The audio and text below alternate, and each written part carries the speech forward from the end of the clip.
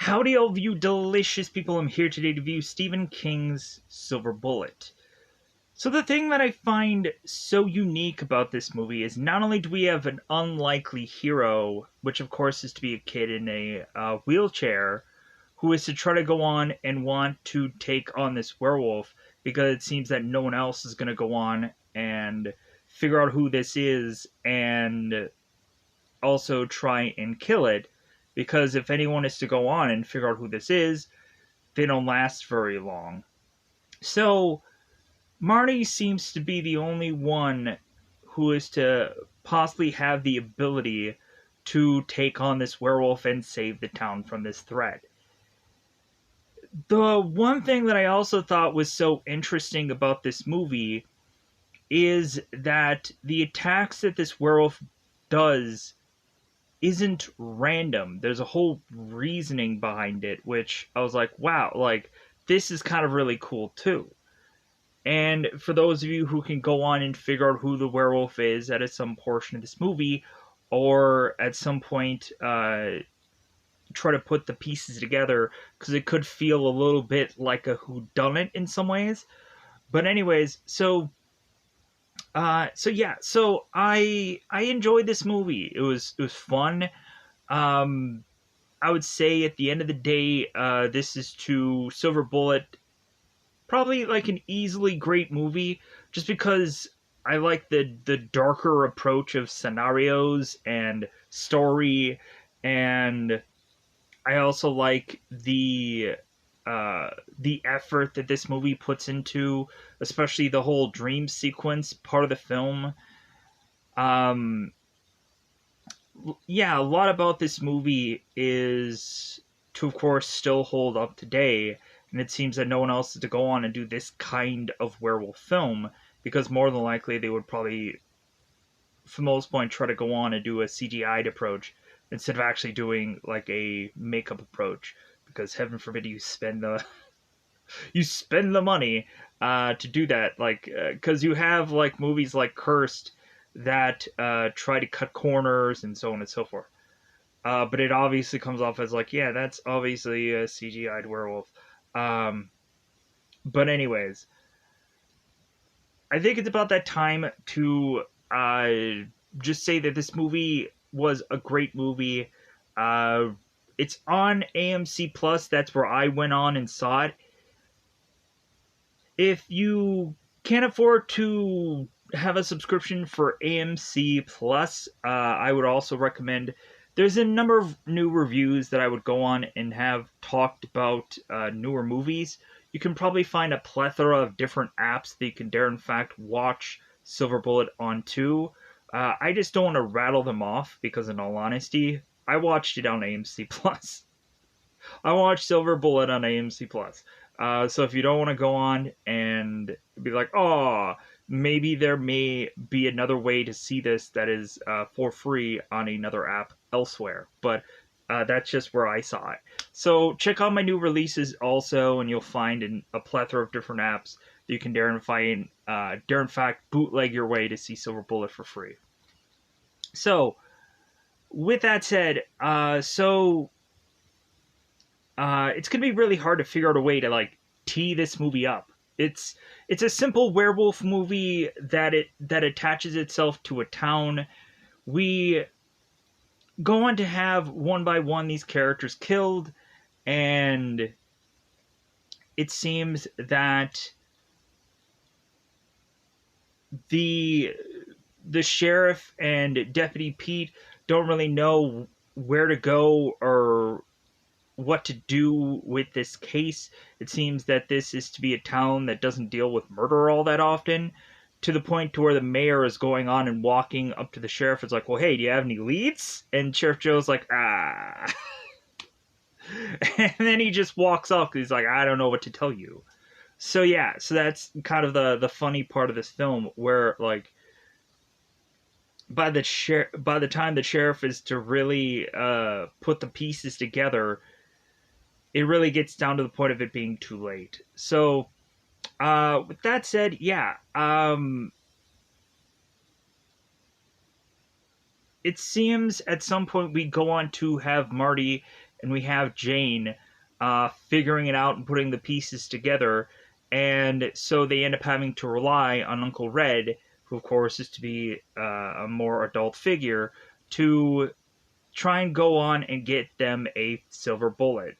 And of course, like any usual werewolf movie, we all have to go on and state it's like, oh yeah, like my kid just discovered the Lone Ranger, or you have to go on and use the Lone Ranger as a reasoning beyond just like, well, hey, I'm gonna go and get a silver bullet because I think so and so character is a werewolf.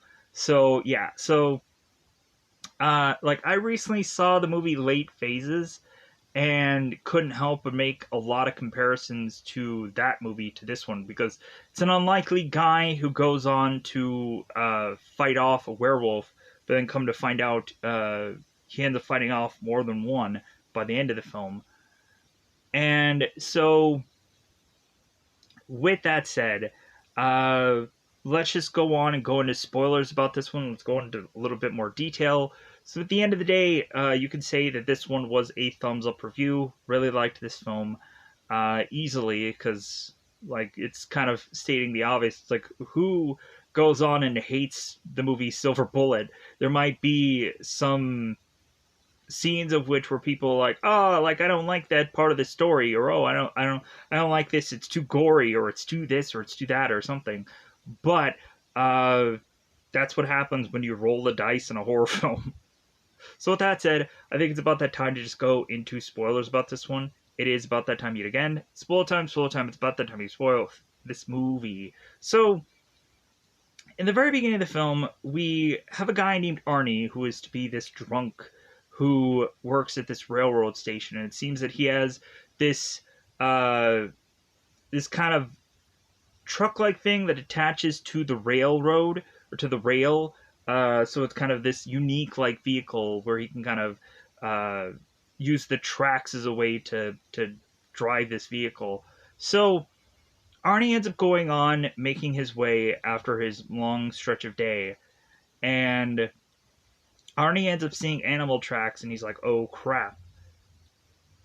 We have Arnie who is to lose his head, and we have the werewolf kind of clawing off this guy's head, and now he is dead. So that's what I said. So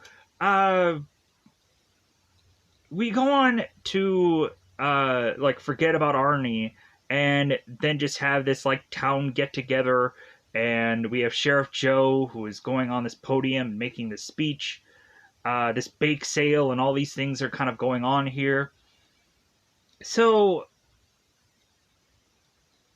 we have Marty and Brady that is to kind of like a runoff from their families, and so we have a one point where both Marty and Brady are to notice the snake around them, so they're like, hey, we should play around with this. We should figure out a way to prank somebody. And so Marty's like, yeah, but like not do it too much. Like, come on, like just kind of do a little bit of a joke and see what happens. So Jane is looking for her brother Marty, and so Jane goes out into the forest, and all of a sudden she is to see a snake that is hanging by this tree. Jane freaks out, Jane falls over and rips her pantyhose. And so she's like, Marty, my hose! And I thought that was a funny line. Because Marty ends up coming out of the shadows and like, ha ha, like, got you. But then Jane's like, but my hose. So as Jane is trying to get up, she then falls into this puddle, and Brady makes this crack about like her getting wet, or her like looking like she peed herself. So Jane ends up trying to get back up, and she ends up calling Marty a booger. You booger! And then she storms off. Jane all of a sudden is kind of taking off her undies because of course they are wet, to then trying to figure out a way to douse herself off, or try to figure out a way to dry herself off here. So we have Stella and another man who are having an argument, and the argument, of course, is that this man is to assume that this woman has probably been sleeping around with other guys, with except him, and so this guy is to immediately tell Stella, it's like, no, like, this is not my kid. Like, go on and find whoever the real baby's daddy is, but it ain't mine. So Stella is to go on and go home that day, and this is right around nighttime. And I'm gonna kind of go back to the whole like conclusion of what happened, with Marty and that family getting back to still having that disagreement. They end up going into like back to their home, so on and so forth, and yada yada yada. So, but let's go to this Stella thing. That's more important. That's more exciting. So Stella goes home, and she is to start taking heavily a lot of medication, because I guess if she can't go on and like justify getting abortion, or like she's just heartbroken by the fact that this guy wouldn't accept this child, we have Stella who wants to go on and take her own life here. And so the werewolf just decides to just break into her place and claw the living crap out of her, to the point of one of Stella's family members trying to get into her room, as Stella is screaming in agony and pain. So, come to find out, that ends up being the second death within this film. So, after Stella is to then get killed here, we have Andy into this bar going on and complaining about, like, hey, what are we paying our taxes for? Like, this sheriff isn't going on and getting to this case of who this person, who this killer is, so on and so forth.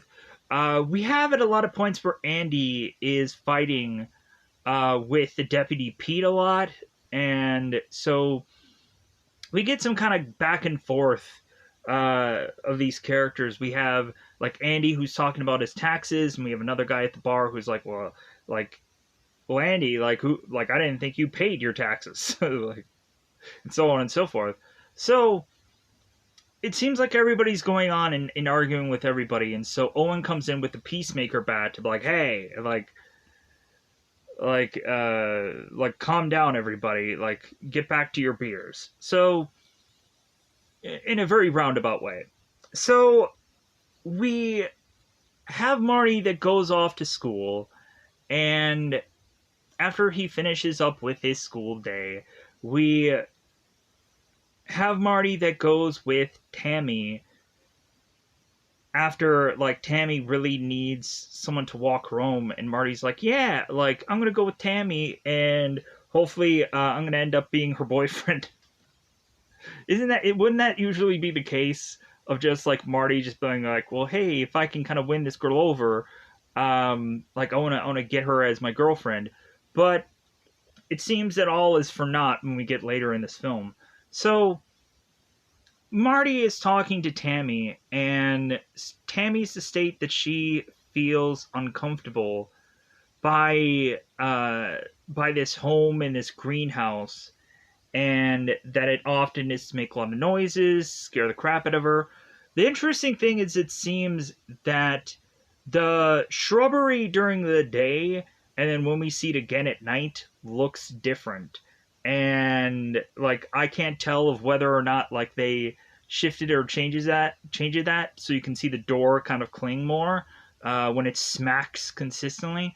But either way. So, we have Mitt, who comes out of his home. And so Mitt, of course, is this weird, unusual, goofy drunk that I couldn't help but whenever he was to say all these goofy lines, I started to laugh at this character. because Mitt was going like, "Yeah, Marty, you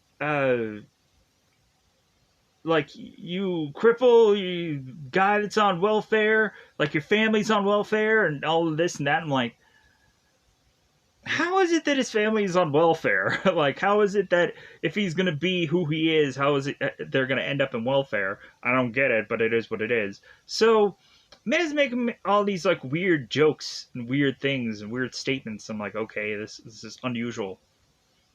So after it seems Marty is to uh, hope or pine away that he's gonna become girlfriend and boyfriend with Tammy. Marty then is to try as quickly as possible to make it to the gas station so he can get gas for his silver bullet. Somehow Marty is to have like money just lying around, even to the point where Marty is to try to make it up with Jane by giving her a couple of bucks for her hose, for her pantyhose, and so, uh, and like we have Jane who's like, well, all I need is $1.45 and I'll be fine. So, uh, but so Marty is going on and getting his gas pumped, and we have like this funny exchange between him and Virgil, where Virgil is going on and saying like, "Hey, do you want me to like check for oil? Do you want to also have me check uh, the a-hole meter of the driver?" And like Marty and Virgil have this good laugh between one another, and so it was really fun. So next, we go on to have Mitt, who is to start hearing sounds down by the greenhouse. And so Mitt, who of course is watching wrestling, but is to of course hear this noise. And Mitt has all these like weird, goofy things that he's saying while this wrestling is going on. Where he's like, "Oh, that hurt my balls," and all this and that, all this goofy, weird, like, "Oh, that hurt me." Oh, I was like, God, this guy is so funny. Um, but Mitt goes on to kind of hear what the racket is. He brings this weapon with him, so he goes in this greenhouse to figure out what this sound was, and then all of a sudden we then realize that the werewolf is to be underneath Mitt, to the point of the werewolf shoving Mitt down, to the point of Mitt accidentally falling upon this wood piece, and he stabs into himself. And so, come to find out, like, yeah, like we don't really get to see much of the early deaths. We kind of get to like kind of quick it things here and there. But anyways, so next off, after now Mitt is now dead, we have Andy who's scrambling to just like, hey, here's a Remington sale. Because yeah, like I'm sure everybody should be stocking up on guns. Because again, what is the sheriff gonna do? We have the mayor who's going on and asking the sheriff. It's like, well, hey, you got any leads? And the sheriff's like, I got nothing. So instead of like just like creating a whole like town lockdown or whatever to just say, hey, besides like school and work and whatever, no one goes anywhere. But we have instead, we have Marty and we have Brady who are flying kites together. And we have Marty who's climbing up onto this tree to try to get this kite down. So Jane ends up meeting up with Marty and Brady, and she, of course, is to tell Marty, it's like, oh my god, like, what are you doing? Trying to get him down. So we have Jane who's convincing Marty, hey, let's go home. Like, this is it's getting really late. Jane is turning to Brady, and Brady is still flying his kite. And Marty's like, "Hey, Brady, you gonna go home? Like, it's you're gonna die." And Coinka Dinkley, we end up having the sheriff going on to find Brady's body, and the Sheriff Joe is to go on and start praying and start to, because he is to see this sight and just be like, oh my god. So Herb, who is Brady's father, is to then go on here and is to desperately need to just see that this is his son and that his son is to be dead, confirm this. Herb is to then look at the body and be like, ha, ha! And I was like, all right, yeah, I can understand that kind of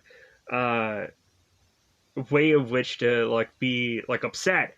But also I thought it was funny also, in all honesty. So we have Brady's funeral, and so we have Reverend Lowe who's trying to go on and do this whole speech and so on and so forth. So we have Uncle Red, who is to say to Marty's parents, it's like, well, hey, how about I drive him home, because we can talk and like maybe I can have him like feel better or something, because he's grieving about his best friend who had died. So they let him go on to drive off. So Uncle Red is talking to Marty, and while they're talking, we start to have Marty who's coming to the conclusion that maybe all these attacks are not some psychopath. Maybe it's legitimately like a monster or creature, maybe even a werewolf. And Uncle Red is like, yeah, werewolf, yeah, right. And so Marty tries to justify it to his uncle, and his uncle just isn't buying it. So we have the townspeople that are all, again, at this bar, ready and willing to gun up to go after this thing, because the sheriff isn't. So we have Sheriff Joe, who kind of walks into this bar, and he's like, how about all of you go home? Like, it seems like what you're all trying to do here is a thing that I call private justice. And so I can't allow any of you to go on and do this. And so all of a sudden we have Herb that comes in, and he starts talking about private justice. My son is dead. Like, I'm gonna want to go on and find the man who did this to my son and kill him. Whether you can call it private justice or not, like, it doesn't matter, because I want, like, this man found kind of thing. Like, I'm paraphrasing, but you know what I mean. So we then have everybody in town that's like, yeah, like, let's go out there and let's seek justice for Brady. So everybody in town goes out there, and we start to now get the one time that everyone in this town goes out in the forest, there all of a sudden is this good amount of fog that is to be surrounding them. And so as they're going further and further into this forest, they're like, okay, like, where could this thing be? And they start to realize that it's all around them. Because they can't really see, like, from underneath them. We also had two idiots who at some point go on and have one of them step into a bear trap, and I think Virgil ends up trying to open up the bear trap. But then all of a sudden, when he tries to open it, we then have the bear trap smacking open again or smacking closed again by accident to hit this guy's leg yet again. So we have Andy and we have Owen out there. Those are the most identifiable characters. And so at some point they all get mauled, they all get killed, and we clearly have at one point where the werewolf is to grab the Peacemaker bat and start to smack on Owen, as Owen is to try to smack on this werewolf. And so and certain people within this town are all trying to run off, uh, realizing that they're no match for this thing. So we then, after that, we have Reverend Lowe that is to do this funeral for all of these dead bodies.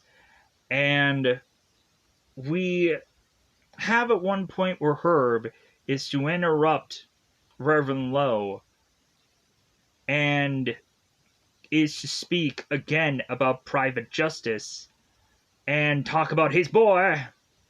And then all of a sudden we start to have everyone in this church, one by one, starting to get a little hairy, start to transform into all of these werewolves. And we can possibly come to a conclusion, or possibly not come to a conclusion, that we may have a figuring out of who, of course, the werewolf could possibly be. So, as Reverend Lowe is to wake up from his horrible nightmare and figure it out, or go on to just freak out from this horrible nightmare.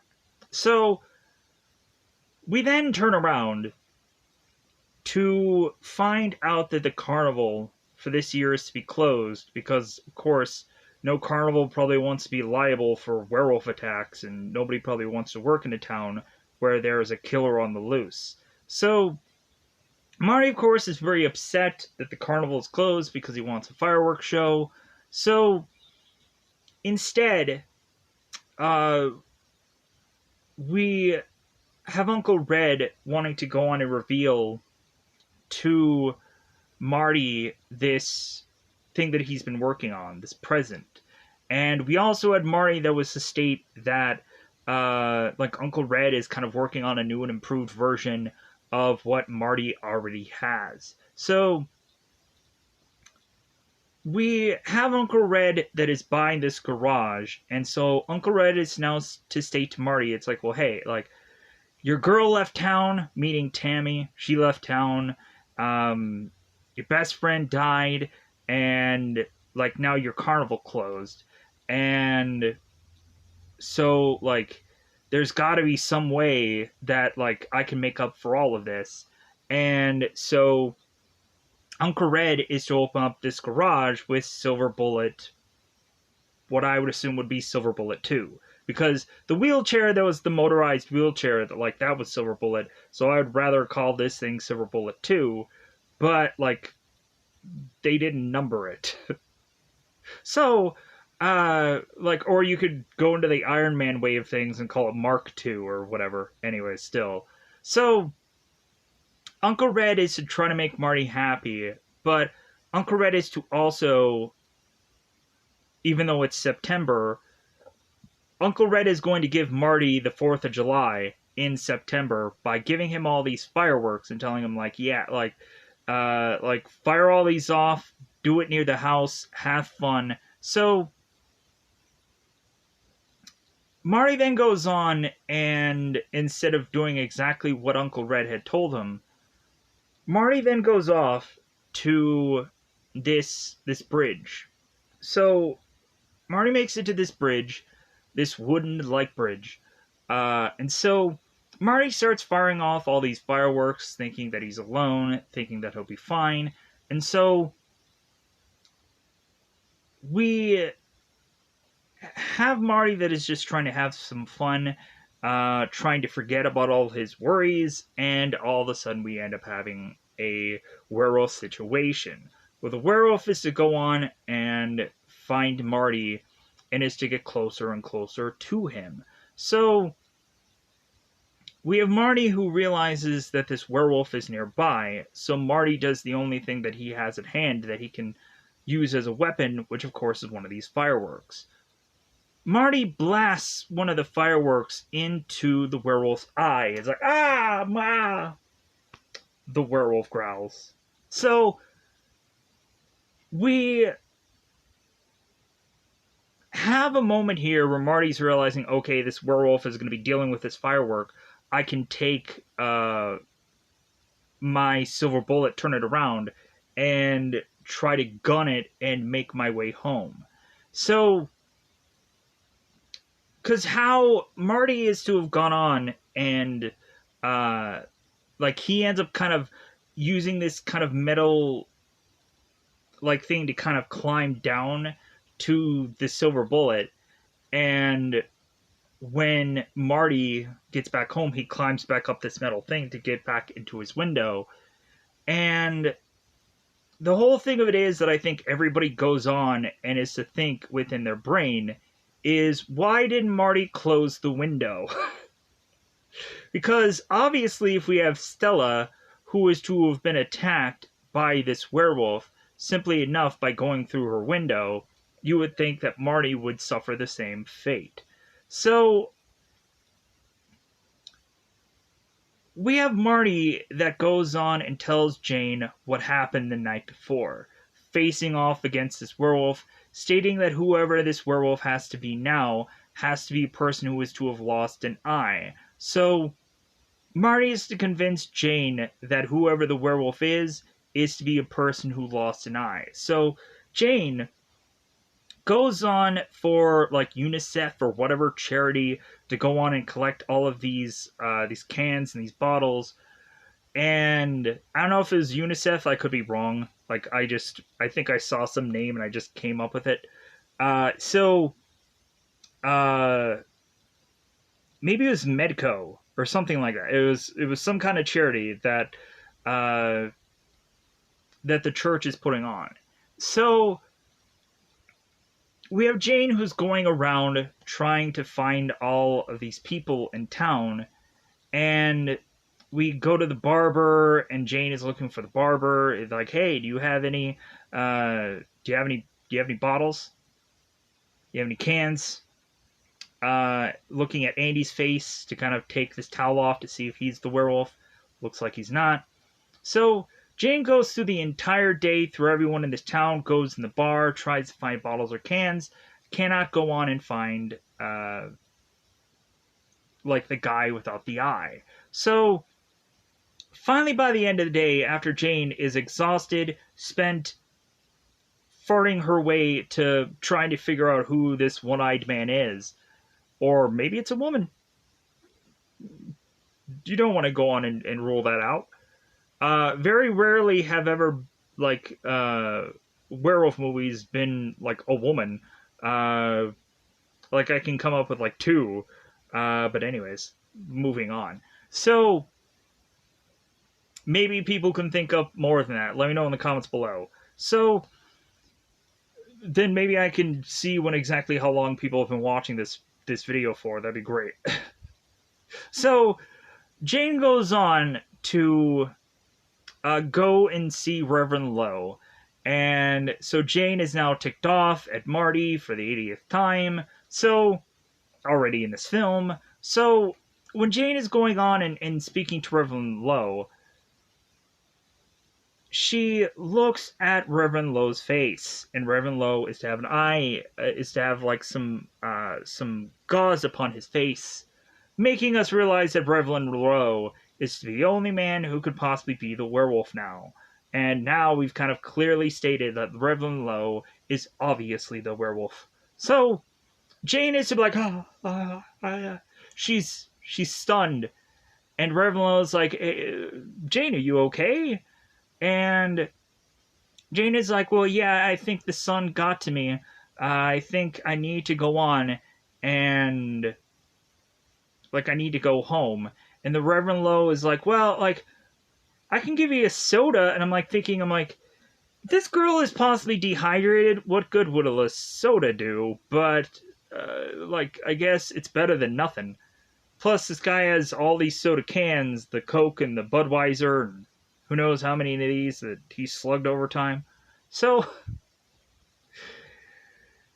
Jane then is to run home, and Reverend Lowe is to tell Jane, it's like, hey, give Marty my best, because I'm going to try and kill him later. I'm going to murder him later, just so you're aware, just so you know.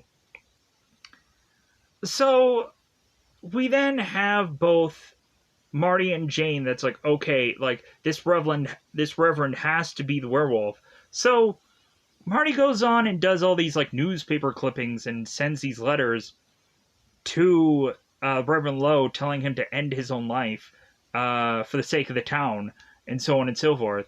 And Reverend Lowe is getting these letters and he's crumpling them up. It's like, no. So, like, they figured it out. So, but that's not all. We have we have Marty and Jane that go on and talk to Uncle Red and are trying to convince him of what they have gone on to witness. And we have Uncle Red who's like, I'm sorry, but like this is so far-fetched. Uncle Red is stating that Marty is to have his brain paralyzed like his legs are, and we also have Uncle Red that's like Jane, like, I thought you knew better kind of thing. So Uncle Red is not really wanting to go on and believe any of this, and the more and more that these kids are to try to convince Uncle Red, the more it's just not panning out. So we then have Marty, who is to be watching a baseball game being played by a number of kids. It seems at one point one of the kids is shouting out to Marty, but Marty's like, no, I think I need to go home. So Marty is to be on a silver bullet making his way home, and we all of a sudden have Reverend Lowe's car, who is starting to chase after Marty, as Reverend Lowe is who has started to follow Marty where he goes. So we have one point where Reverend Lowe is to try to crash into Marty, and Marty is to be so desperate to figure out a way for him to try to like make it to where he can get away from the Reverend. But also Marty's realizing that gas is to be fairly low upon his silver bullet. So Marty goes through this area that seems to be this kind of wooden bridge, and we have Marty that ends up getting stuck. So Reverend Lowe is to go on and walk through to get to Marty. And so now Reverend Lowe is going on and justifying why he had killed people, and that also that he could not go on and kill himself because it's a sin. But murdering all those people, that's all right though, right? Like, that's okay to do. That's not a sin at all, because the Reverend Lowe is to justify these deaths, to state that, like, well, Stella was to go on and kill herself, like I saved her from that fate, I saved her from that. And then of course we would go on and have, like, after that there isn't much of justification after that. But so Reverend Lowe is now to tell Marty, it's like, well, he's gonna be the next on the freaking chopping block. So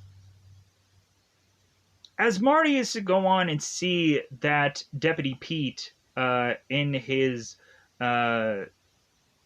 farming equipment and his kind of overalls and whatever,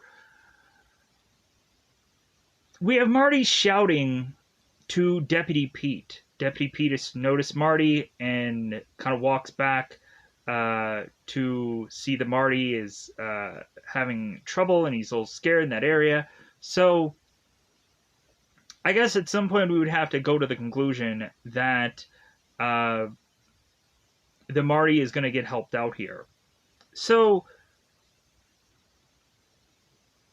Marty makes his way back to his home. Oh, we also had a whole scene that I didn't know where to put this, and so I'm going to put this here. We had a point where Uncle Red was playing poker with Marty, and Marty was consistently drinking, and we of course had Marty's mother that was kind of like, I don't like you, like Uncle Red. Like, I don't like Uncle Red, you drinking around my son. Like, you need to stop drinking around my son. To our Uncle Red, when they had the funeral, even then Uncle Red has this like flask and he was tempted to drink it, but then he's like, oh yeah, I'm still like next to Marty, like I shouldn't. So like good for Uncle Red who's kind of not wanting to go on and put the sauce right in front of the kid, and so to speak, meaning that like Uncle Red is trying to cut off drinking in front of Marty, so that's great. We also had at one moment where like Uncle Red is to have lost a wife in some part of this film, but Marty just states, "Is like, well, then I'll be happy when he gets another one, because like I'll probably like the other one better." But so, but I wanted to get all of that out there. But so, Uncle Red, we have Marty who goes on and is to tell his story about what had happened, and this time around they're trying to look for proof for that statement. They're trying to figure out if there's a way to tell if this story could be true. And Uncle Red investigates Marty's silver bullet to realize that there is a paint scratch upon or a paint scuff upon the silver bullet. And so now Uncle Red ends up asking Jane here, it's like, well, hey, what color is the priest's vehicle?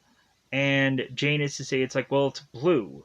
And it's a blue like that, like the scratch mark. So Uncle Red is like, okay, like you have me over a barrel here, like I'm convinced, like all right. So Uncle Red goes on to talk to Sheriff Joe, convincing him that this story may be, of course, true, because there's so many things that is to obviously back this up now.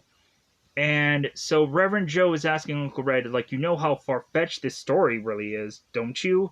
And Uncle Red is like, yeah, but if you can just go on and just look into it, maybe you'll find something, maybe you won't. But, like, at least, like, just look into it. So Sheriff Joe's like, all right. So Sheriff Joe, of course, does not decide to do something smart. Sheriff Joe decides that he's going to go on at night to try to figure out a way to talk to Reverend Lowe. And we also had Jane, who, when going through these pop cans, we had her at one point who was to notice the Peacemaker bat of Owens that looked like it had been broken into pieces. And so there's a whole reason why I'm going to state that. So, Sheriff Joe goes on, makes his way through, trying to find possibly Reverend Lowe. And while the sheriff was to go on into Reverend Lowe's garage to notice that this car has this big scrape mark on it, Sheriff Joe thinks that this could be the evidence that he could possibly need to put Reverend Lowe away for suspicion. So we have we have Sheriff Joe that is makes his way out of this garage to then see Reverend Lowe. And so now we have the sheriff who wants to go on and arrest Reverend Lowe for suspicion, and we then have Lowe, who transforms into this werewolf. And Joe, of course, again, freaking out, not knowing what to do. We, of course, have Joe, who's kind of outgunned here, even though he has one. He doesn't have a silver bullet, so what good is that going to do? So, we have Reverend Joe, who goes on to, like, fall over. And we again have the werewolf that goes on to grab the baseball bat, starts bashing away at the sheriff, killing him. And so the sheriff does not get found anywhere. And so now Marty and Jane are giving Uncle Red all the reasoning for, like, well, hey, like, nobody's going to be able to figure out this guy. No one's going to be able to solve this problem. And we also have to be leery that this werewolf is at some point going to come to Marty because he has all the reason to. So Marty is now telling Uncle Red that it's like, well, think about it. Like, you went to the sheriff and told him your story, and now the sheriff is missing. Like, what is it going to take to convince you that all this is going on? So Marty gives Uncle Red this necklace and tells him to make a silver bullet out of it. And Jane ends up giving him a necklace also. So Uncle Red is like, okay, like, to put you guys at ease, I'll get a gun and I'll get this silver bullet. So Uncle Red goes to this ammunitions place to state that it's like, oh yeah, like, my nephew just found out about the Lone Ranger, and so, like, I want to go on and make a silver bullet. And supposedly, the narration of this is to say this, like, armory man was some kind of wizard of sorts, or like building it up as this guy is to have this, like, magic bullet that he made. And I was like, okay, that's a little bit much. But so we go on to have the ammunitions guy telling Uncle Red that, like, well, hey, like, because Uncle Red is like, can this really be, like, can this really do what it's supposed to do? Can it really go on and be any normal kind of bullet? And the ammunitions expert is like, well, like, it'll stop a werewolf. Like, yeah. So we have Uncle Red, who is to have this this gun, and so they're kind of waiting. Uncle Red sends off Marty and Jane's parents because they had because supposedly Uncle Red is to state that they won some trip to New York. So here's these tickets. Go on your way. Enjoy your fun. Uncle Red is going to be watching over these kids. It'll be okay. So Uncle Red is watching over these kids, and it gets to about 3 in the morning. And Uncle Red is just like, man, like, I'm getting kind of tired, and, like, I don't think he's coming. And they're like, no, like, I definitely think he's coming tonight. And Uncle Red is like, like, if anything, we're going to be falling asleep trying to figure out if this thing is coming or not. So Jane finally looks out the window to see the werewolf coming, and so she screams. So Uncle Red looks out this window, trying to understand what Jane actually saw, or maybe she just saw, like, a shadow or something that didn't quite make sense. So we go on to have Uncle Red at first, who's kind of looking out this window. So the werewolf goes on to make its way into this house, and for most of the point, we have the werewolf that is to, like, kind of grab Uncle Red and is to kind of, like, toss him aside consistently, kind of, like, fling him around.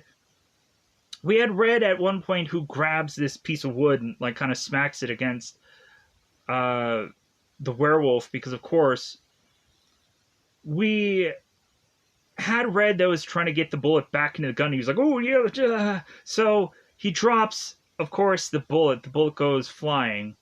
And Marty realizes it goes into this, like, little ventilation thing. Marty grabs it with his small fingers and then goes off to try to put the bullet into the gun, and then sets it up so that way Marty can shoot this werewolf. And Marty ends up shooting the werewolf in the other eye, so it goes through the head.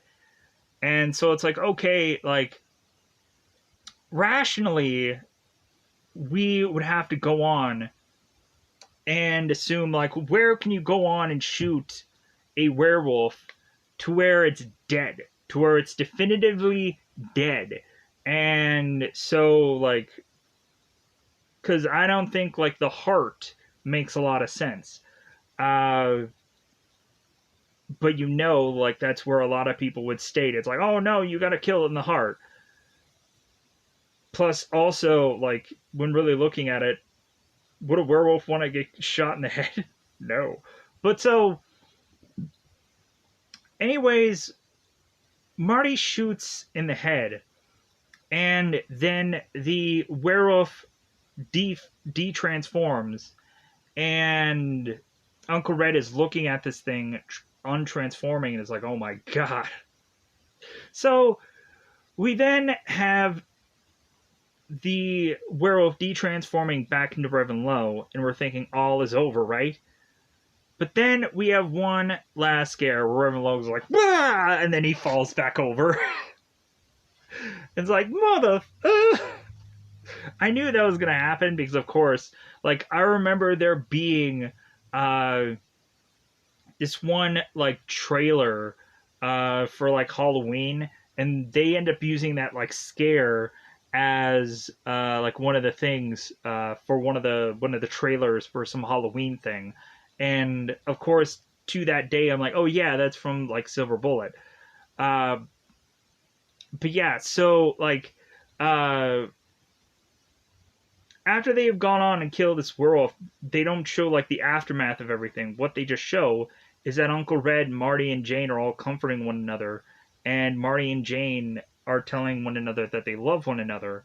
And Jane says, like, you know what, like, there's some times when I couldn't go on and tell my brother that I loved him and meant it, but like this one time I really did. And like that's how kind of like the narration wrapped up. It's kind of like how they go on and do this. The narration kind of feels like Stand By Me, and of course, like Stephen King ended up doing that thing also. At some point, I'm kind of interested in just checking that out because it's like I don't think I remember ever seeing like the full part of the film, and like also like I think I can go on and kind of use Stand By Me as a way as of kind of figuring other movies and shows and things out if they're at all popular. So that might be a good thing to do in the future. But anyways, I think it's about that time to just say I'm going to get out of here so I can go on and quickly do Werewolf by Night because it's only like a 50-minute movie, and then I can call it a day. Because in all honesty, yesterday, uh, like I had a fever, so it's just like, yeah, I'm just gonna rest. I'm gonna call it a day. So hence why I couldn't get any recordings out. So, and why am I doing this at the end of the video when I can just go and just leave? So goodbye, everybody. Goodbye, everybody.